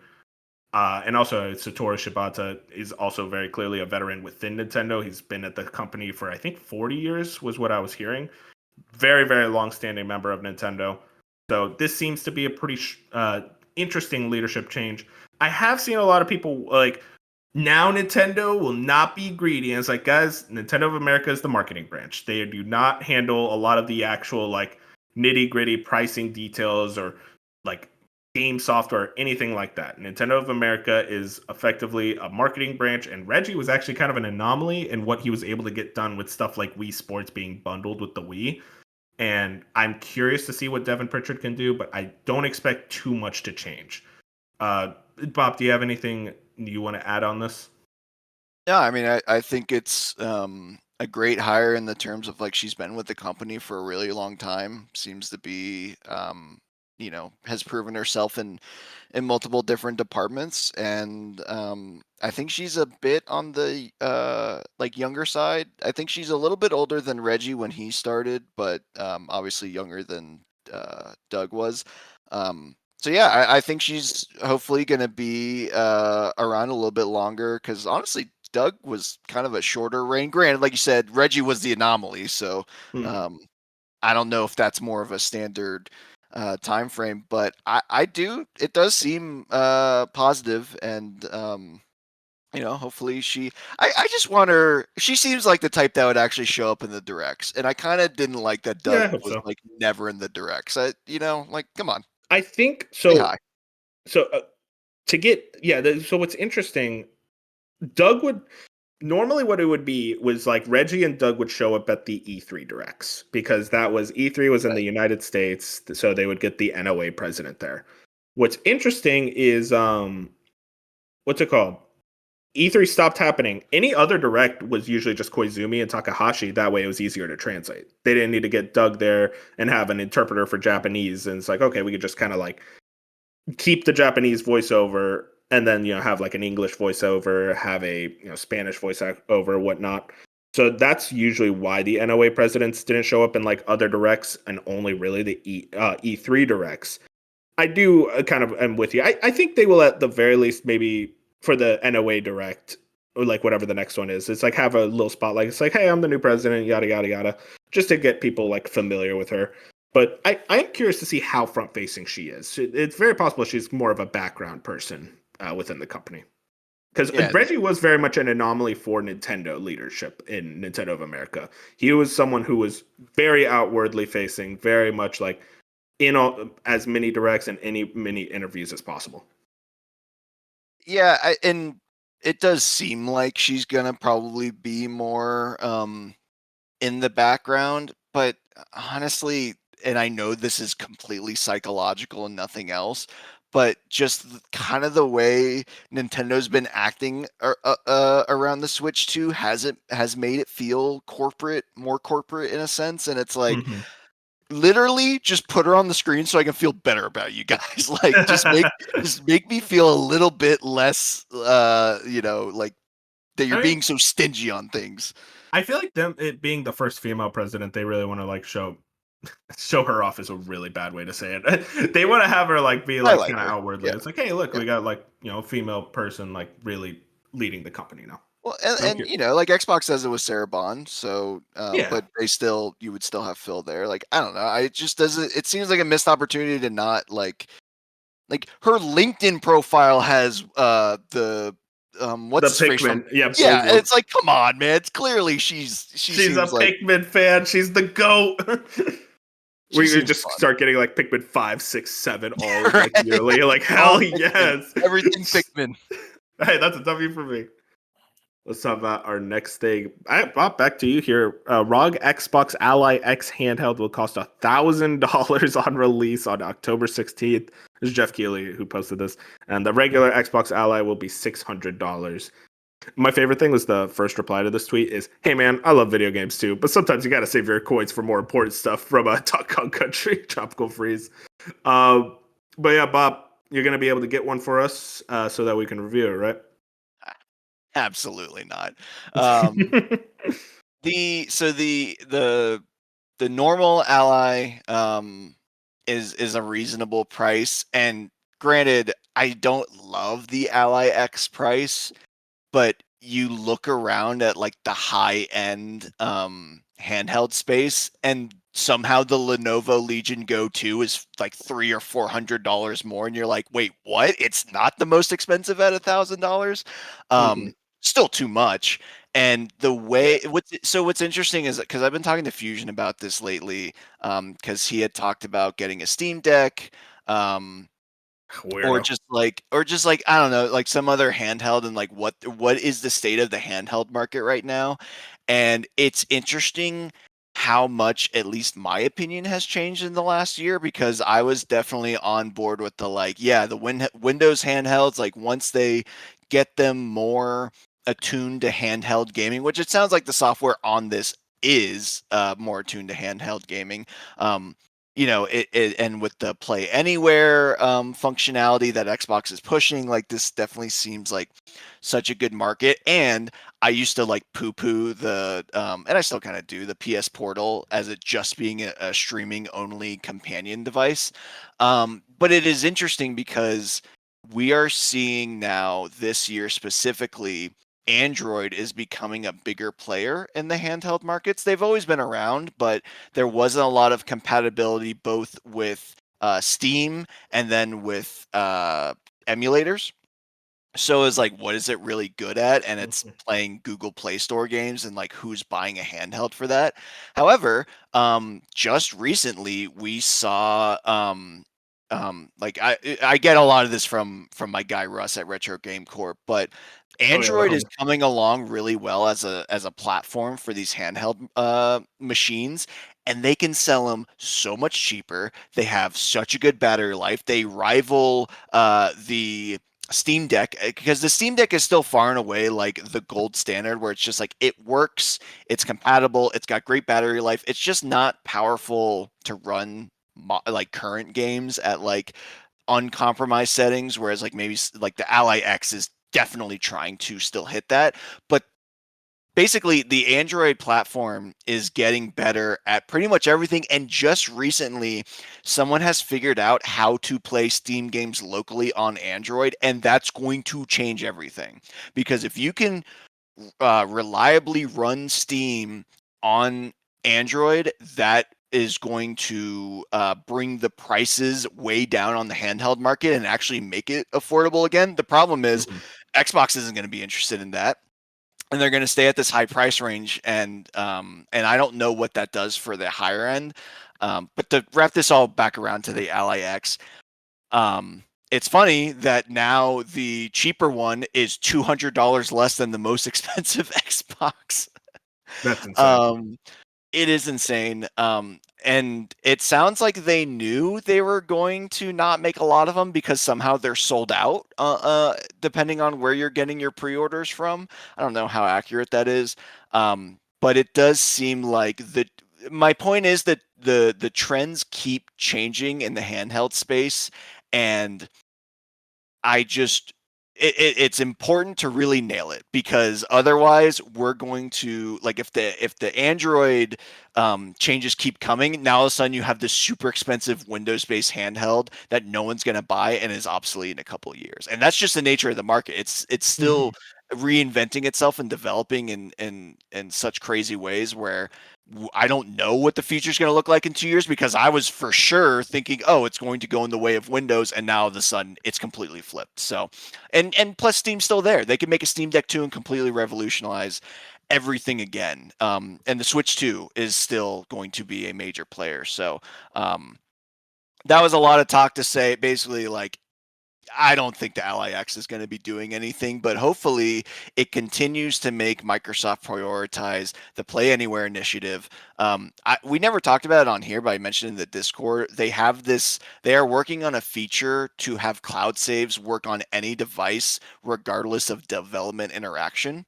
So you wouldn't need like a CD Projekt Red to go out of their way to be like, hey, this works on Switch 2, this works on PC. Like, it'll just work.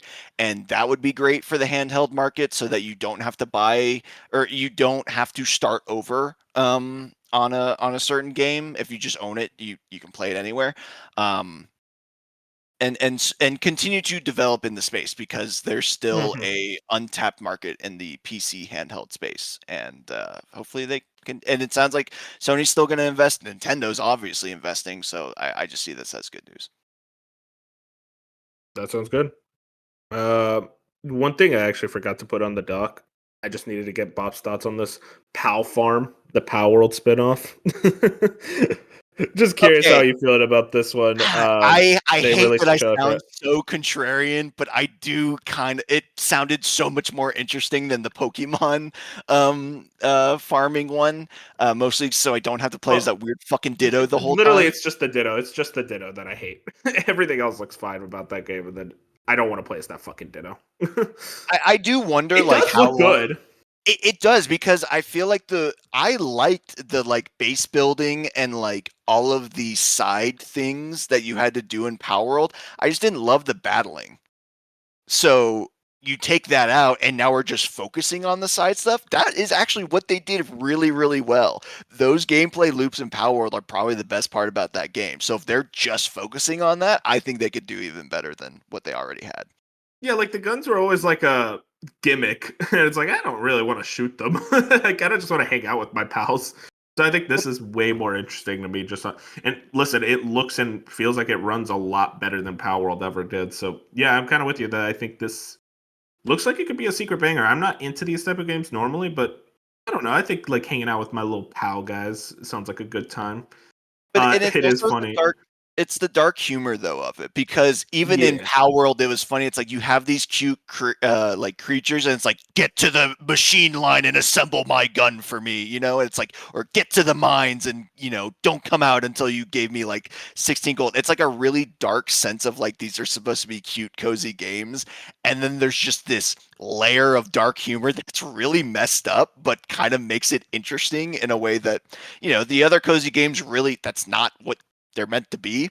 So I think and you even saw that in the trailer a little bit. Like, they still kind of had that dark humor to it, it's definitely and I think that's why I like it more, because it does appeal to me specifically. Yeah, no, I'm curious about it. It is funny. Everyone talking about like Nintendo's gonna have a patent on farming games soon. I did find the text box is literally just from Animal Crossing. It's like, listen, guys, you're in the middle of a big lawsuit. You're really stoking the fires with that one. But that is my concern, is that they can't help themselves. They literally cannot help themselves but to just get into legal trouble with Nintendo. Yeah, but I'm curious about it. We'll see how this goes. We'll see how that lawsuit ends. It seems to be never ending at this point. So about reviews of the week, we got 3 coming out here.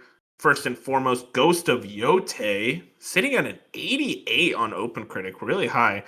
3 out of 5 from Eurogamer, 8 out of 10 from IGN, a 10 from GameRant, 9 from GameSpot. Overall, pretty high reviews all across the board. I've been hearing a lot of great things about this game. Specifically, the thing I was kind of worried about, and I was talking to Fusion about this, was the narrative and kind of that revenge storyline on the offset just sounding very uninteresting to me. And the way people talk about it in these reviews, and especially someone like Gene Park, who I know did not really care for Ghost of Tsushima's story, talks about Yote's story and is like, no, this story is awesome. Like, it really nails the revenge, kind of like classic samurai film revenge storyline in a very, very enticing way, which gets me excited. And we're getting a lot of cool. I'm down for just another open world samurai vibe that I really like from Tsushima. I'm not going to be day one, though, because Galaxy 1 and 2 come out that day. But I will be playing very, very soon afterwards. Bob, I know you didn't play Ghost of Tsushima, so this is an out for you. Moon, are you interested? Possibly. I'm still debating on. I mean, I probably will, because it's Sony, so I know waiting for a sale is moot because they never put their big games on sale anytime soon. So it's like, what's the point? And yeah, I mean, I probably will. I'm focusing on Silent Hill right now, but granted, I don't think Silent Hill's a very long game. So I'm probably going to beat it in time and then just be able to go straight into that. And I have like 2 weeks before Pokemon. So yeah, I probably will, but I'll probably take my time with it. And yeah, I mean, I'm glad to hear that they're more focused on it, because that's like the main thing I heard about Tsushima was it was kind of bloated in a way with like the side missions and whatnot. So that kind of deterred me from ever playing it. And so I'm glad that it seems more streamlined in a way. So I'll be curious to see like how much I decide to either golden path it, or if I do find some of the side stuff enticing enough. But to hear that the main story is enticing enough to keep at it, and it is good, that is good. And the gameplay I've seen of it does look fun. Except for the whole, she has superpowers to apparently slow down time, because why not? Dude, samurais could do that. You didn't know that? You didn't read your samurai books. They could slow down time. Let's get into our next game here. Hades 2. 92 on OpenCritic. Was sitting at like a 96 for a bit when the reviews first dropped. 10 out of 10 from IGN, 10 out of 10 from GameSpot, 10 out of 10 from Video Gamers, from DualShockers, 10 out of 10. The Gamer, 5 out of 5. PC Gamer, 88 out of 100. Fucking insane reviews all across the board. Not shocking. Hades 2 was awesome in the early access, and I'm like, damn, I bet the full release is going to be even better. And it sounds like exactly that. I think you two are already playing this game, and we can talk a bit about it later.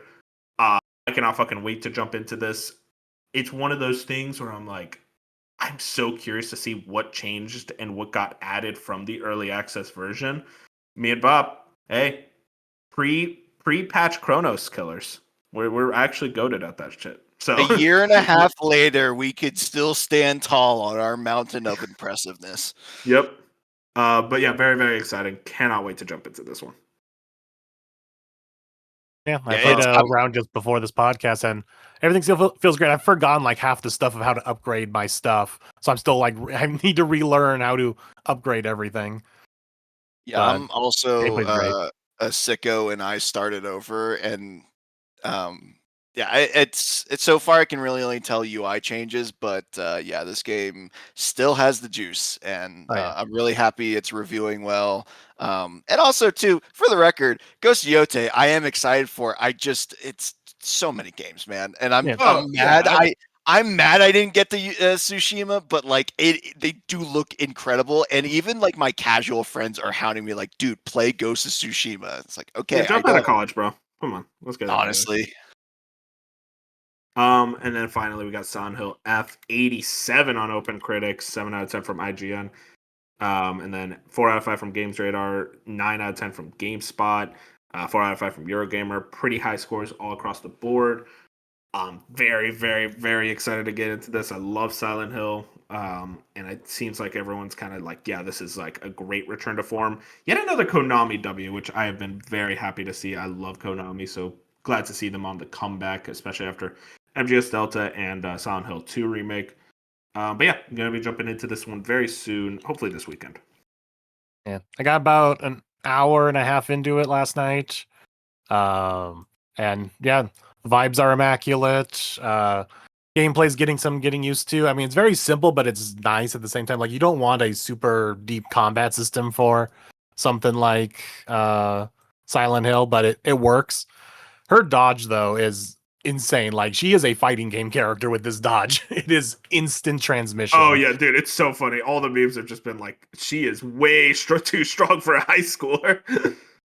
Yeah, and it's like me and my trusty's lead pipe. It's too good. And got through one nightmare sequence, which was fun. And it was funny. We were talking about this, but we were kind of laughing at Konami. We're saying that, yeah, it's interesting that they're telling everyone like, yeah, do story difficulty.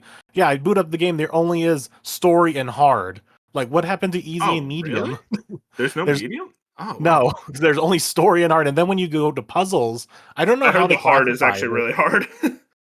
Yeah, I don't know how they're classifying this, but when you get to puzzles, there's story, hard, and lost in the fog, which I'm guessing is what they're calling their nightmare difficulty. So I don't know how they differentiate. Like, how do you make puzzles harder? Granted, Silent Hill 2 had that They're as more well. RNG. Yeah. Basically, it's like they kind of randomize the puzzles and add more elements to them. hmm But But yeah, yeah, no, it's awesome to hear. I cannot wait to play it. yeah. I've hit my first obstacle, which is which is an enemy that grabs you, slices your throat, does like a third of your health, and puts you in this stun state, and I cannot fight back. It's annoying. Yeah, no, I've been hearing it's tougher than you would think type joint. But yeah, can't wait. Shout out to Konami. They've been doing great stuff. Let's talk about what we've been playing. I mean, you already talked about Silent Hill F and Hades 2. Yeah, and I've been trudging in through Silk Song. Trudging through Silk Song. You in Act... Well, I can't say anything. Act 2, yeah. Okay, Act 2. Gotcha. Yeah, I'm at the very end. That's awesome. No, that game's awesome. So you're enjoying it? Yeah, for all my pain and suffering, I am enjoying like the well craftsmanship of it, but I am just I'm still part of that peeved of just like the inaccessibility of the hardness of it. But besides that, though, it is well crafted. Yeah, I've been hearing it's for a lot of people, it's a brutal challenge. It is not for me. No, I'm kidding. It was brutal as hell. What is funny is like I do appreciate though, for as hard as it is, at least not for everything, but for some certain challenges, there are handicaps that you're able to give yourself. Like for the I won't say much, but the 3-part music challenge, that room, I gave myself 3 different handicaps and I used all 3 of them. I will say one thing that I think a lot of people, when they're struggling with the difficulty, I always tell them it's like use your tools, because I know shard crafting is annoying, or like the shard grinding is annoying, and that's like kind of one of my qualms about the game. But dude, when you get cog flies with the tax, you could kind of melt bosses. Yeah, I just recently discovered the tax. Like I when I watched They're a so boss funny. fight on YouTube, and I'm like, okay, that seems really good, so I had to go find that. Thankfully, it wasn't hard to go get. Yeah, they're hilarious. But yeah, shoutouts to Silk Song. Gonna be pretty high for the Soggies. Wait, hold on. Boppy, you've been playing it too. Playing it. Yeah. You act like I wasn't gonna transition to you because you have like 30 games on here. So I'm like, Oh, okay. okay. I thought we were going by game. Not okay. All right. Yeah, Fair yeah. enough. So All how right. you feeling about Silk Song? I am liking it. I'm still very early. I'm probably, I don't know. I've unlocked 5 areas. I just got the ability to go up. Let's put it that way. Oh And yeah, okay.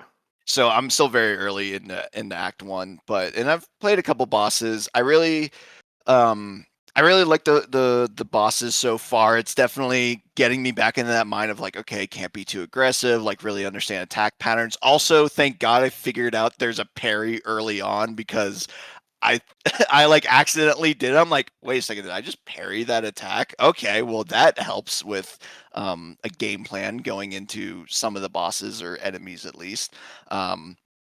So that's cool, but also just like I mean, my favorite thing about a Metroidvania is exploring.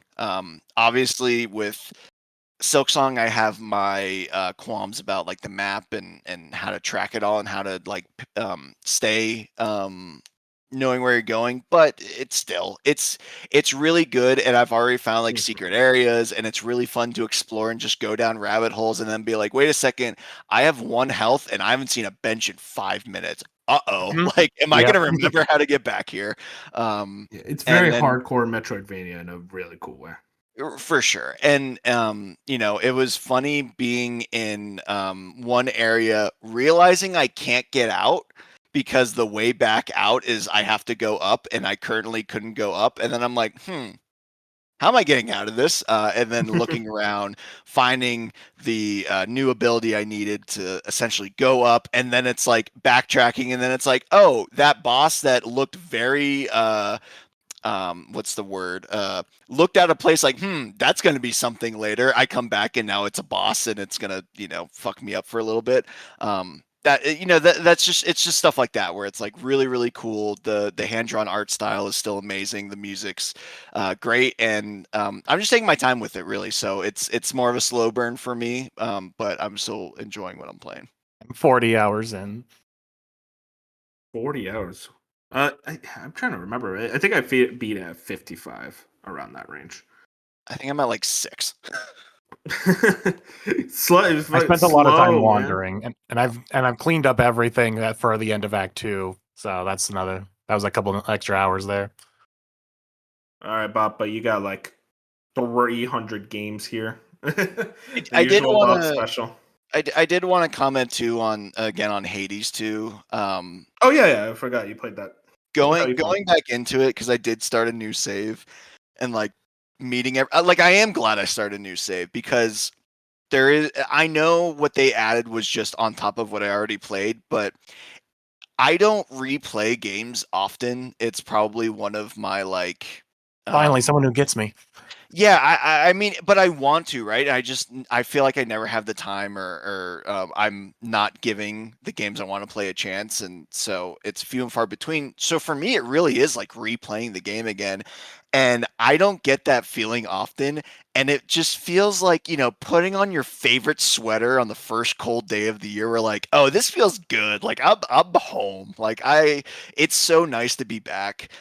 Even though I hate the default weapon, the boons I get at the beginning, aren't good yet. I don't have any relationships with anybody, but like going back in and getting to that loop, I think in my first run, I died to, well, I think they make you like not necessarily go too far in the actual first one, but like your first real run, I beat the first boss again, made it to the second boss, and it's like, okay, we're getting, it's like riding a bike, getting back into it. But I have noticed there's a couple new interactions. The UI is obviously done, and I hadn't seen that in a while, so I was like, oh, whoa, this is like different. I like this, and I'm excited to see where it goes because I definitely remember what was finished and unfinished, and I'll be curious to see everything again. And yeah, I'm excited to be back, and I'm excited to once again list this for my Sagis, since apparently last year didn't count. So I will be putting this back on my top 10 list for sure. Well, Yeah, what do you same. mean last year didn't count? Oh, for Hades too.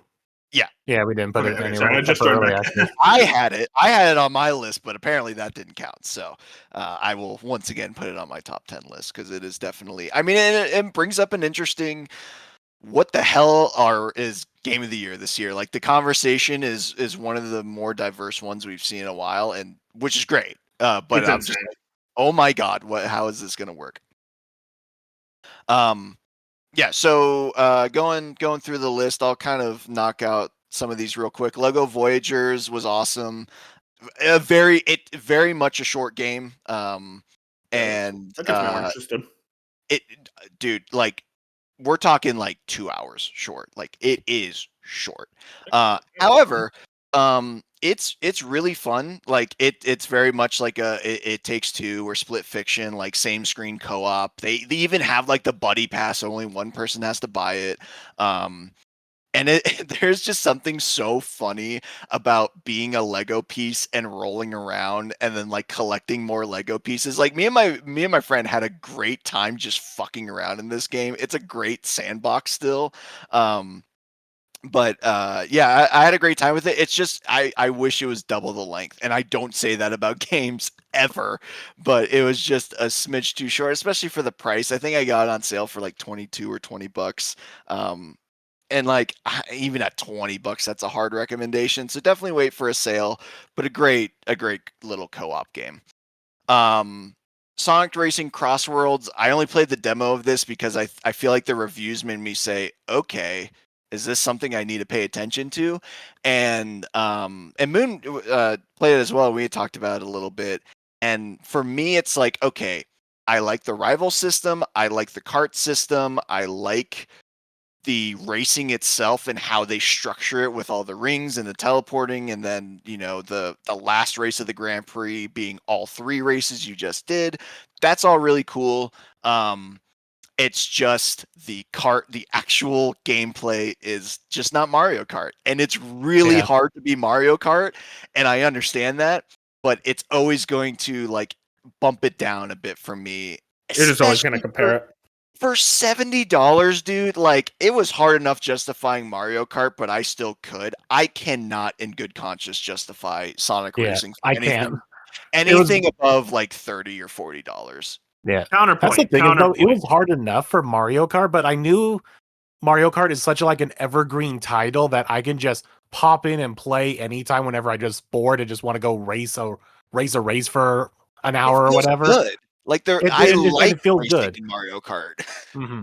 But and granted, I could do the same thing with Sonic, but for some reason, it doesn't feel like the same kind of evergreen purchase. Because like you don't want, like, you're not going to invite your friends over and say, you guys want to play Sonic Racing Crossworlds? No, you're going to ask them to play Mario Kart. And also, like, there's a counterpoint of like, oh, Sega games go on sale immediately. So like, unlike Mario Kart, it's going to be like $20, $30 in a couple months. But counterpoint, I mean, Mario Kart comes bundled with the Switch too, and that's $50, which is, if you get it with the Switch too, somehow Mario Kart is less expensive than Sonic Racing, which is very funny to think about. Obviously, that's all semantics, but I kind of agree with you. It's like, I played that network test, and like, I do really like it. I had a lot of fun with it. I like the characters, the look, and the vibe. But like, kart racing is like, oh, you guys are like just a smidge. Like, it doesn't feel right. Somehow. And also, like, listen, Mario Kart World didn't feel right compared to Mario Kart 8. I'm like, damn, Mario Kart 8 feels better. So like, they're kind of like pairing themselves to the GOAT right there with Mario Kart 8. It's kind of hard to match that. Yeah, and that's just a tale as old as time. Like, Crash Team Racing, I felt the same way. Okay, well, like, that's just how it is. This is the first time I was like, I really want to like this game. It's just because everything else, I think they're doing a really good job of separating themselves. I'm just enough, like, I care too much about the racing itself. That's fair. To buy this in good conscience. But if it goes on sale, maybe I'll get around to it. Everybody's Golf Hot Shots came out about a month or two ago. not a game I expected to pick up, but kind of was just I was just morbidly curious because I do love a good arcade golf game. I think it was just the fact that, like, I don't know, seeing the Mario Tennis kind of like struck up like a man. I love a good like arcade sports game, and I've never played Everybody's Golf, so it was a new experience for me. It's very interesting how they go about it, but I really like it. I haven't played too much of it, only a couple hours, but it's a good arcade golf game, and to the point where I'm like, oh, this is activating something that I need to keep tucked away for right now. I cannot spend too much time on this. It's admittedly, I very much have the same feeling about this game as I do Neon White, where it's like, I do not give a single shit about the story. Like, I am trying to fast forward No through one this should stuff ever try to as think much about the as story in that. possible. It is very weird. I don't know what's going on. I don't really care. There's people talking, but the gameplay systems are really good and in depth, and makes it really fun and challenging. Like that's the key metric for me is I should not be able to win by like 18 in a golf game. Like I need to feel like I'm like, oh shit, this is I can't just take this for granted because I've played so many golf games and I know essentially what to do and how to approach them. So when a game offers me challenge, that's what really locks me in. So yeah, Hot Shots What are you playing it surprisingly on? PC. Okay, yeah, because I watched a couple of videos talking about like the Switch and PlayStation version. Apparently, they ran really bad. That's probably why I haven't mentioned it because like I think it runs great, but yeah, that would Yeah, make it's sense. interesting. I've been hearing like conflicting things about each of the versions, so I guess the PC version would probably be the highest quality version. Yeah, Which and this sounds like a great before bed, like get a well, whatever you call it in golf, and a that's par off. that's the thing is that so I've been going back to the handhelds for a second. I've been rocking a Odin 2 Portal, and basically all I'm doing is streaming it from the portal to or from the PC to my portal, and the streaming tech as well is so good. Like I'm playing Silk Song through streaming, no input Oh. lag, no delay. I do not feel like I'm not getting the greatest experience out of it. I think it's still pixel perfect, even streaming it. And so yeah, I have actually been playing Everybody's Golf before in bed, and it's been a good time. Hell yeah. Wait, sorry, one last Oh. one. Yep, go for it. Monster Train 2. Wolf. His secret game of the year. Wolf. I Yes? hate how much time I put into this game. Oh no. Oh I no. I know I have not played Slay the Spire, but this I mean, is I've been hearing it. I cannot put this game down. It is a problem. Every single time. It is the Balatro, the roguelike of just one more. This is the definition of a just one more. It throws so much at you in the first hour. I'm like, okay, I don't know how long I'm going to be playing this. And then once you get in a feeling for it and a groove, and after a few of them, you're like, oh, okay, all right, I know what I'm looking for. Now they're adding new classes, new stuff, and it just keeps like every single time I'm like, ooh, I just unlocked something that I want to try out. Ooh, I just realized this No. synergy, and it's just so good, and it keeps like kind of like it keeps unveiling layers the deeper you go in. I'm like, fuck, this is really really good. So and it's not that much. I think I forget. Oh yeah, we figured out it's on Game Pass. I paid for this game thinking it was only on PC. Oh yeah. I But remember that. yeah, dude, I'm sorry. It is I cannot in good conscience not tell you to try this game before Soggy's because I genuinely think this is Another game for the list, man. this is your shit, dude. Like I it's know. so good. Yeah, I've been hearing so many good things about the Monster Train games in general, but Monster Train 2 seems to be like just such an evolution of the first game, and also like a lot of Slay the Spire. And Slay the Spire 2 is no longer this year. It was going to be early access this year, but they effectively said, oh, we're actually going to 2026. So basically here it's like, okay, this is kind of like the only one in town for the year.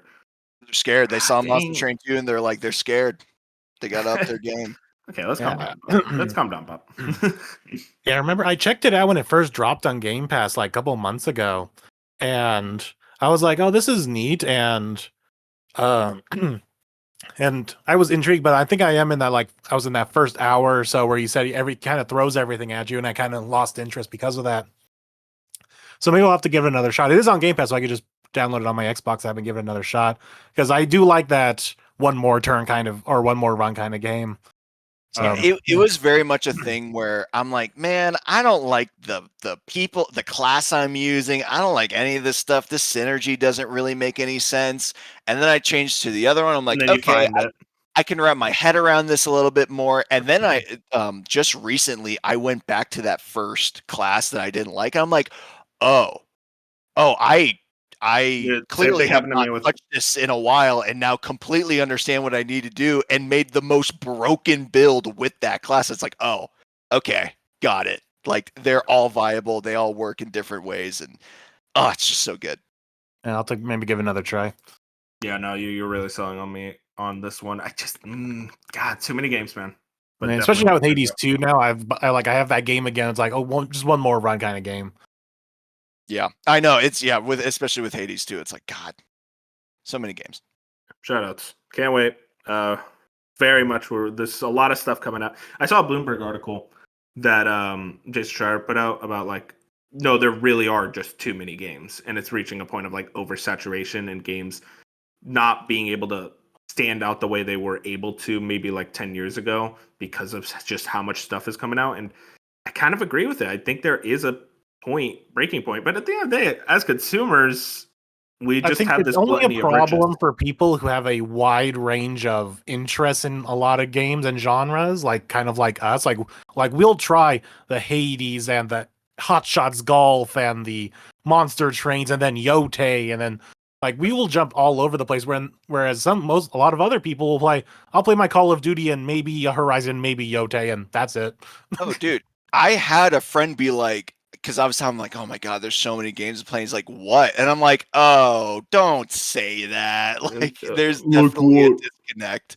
I Of saw like, someone literally say it's like there's not much coming out in the fall outside of Yotei. It's like you don't play games. You just don't Yep. play games, man. you Yeah. don't, and It's- that's fine. But Yeah, it's Uh, only to people like us who are like looking at the hundreds of releases a year. Yeah, and it's more so. It's like at the end of the day, like I'm curious more so from the industry standpoint of the too many games argument, and I hope a lot of these like indie games that come out like don't get swallowed up by just the amount of releases. But maybe it is reaching a breaking point. I'm curious. It's something I'd want to have a topic on in the future. I feel like there'd be a lot of interesting discussions to have. Yeah, I just don't know how you would and also, solve that. I mean, yeah, maybe we can't solve it. We got to stop making them. You know what? We got to have one publisher stop making games. I nominate Square Enix. But yeah, I think that's it, boys. We had a good podcast, good vibes, good talking points. Very excited to see what we hear about this upcoming fall season. We're going to do next week, kind of what's to look forward to for the rest of 2025, the last 3 months of the year. I'm very excited to do that. We hope you guys enjoyed it, though. It was great having you guys on, Bop and Moon. Great episode vibes all around. it was a big Let's news get week outta here. and still under 2 hours. So you know what? Maybe I can beat the allegations. Hey, you talked a lot more about the ROG Xbox Live than I thought. So. Yeah, whoops. But anyways, if you guys want to find us, YouTube, Spotify, Apple Podcasts, your favorite podcast platform, we're going to be on there. We're also on YouTube or Twitter and Blue Sky at A Slice of Gaming. And like us, review us, rate us, helps a ton. With that, I think we're good.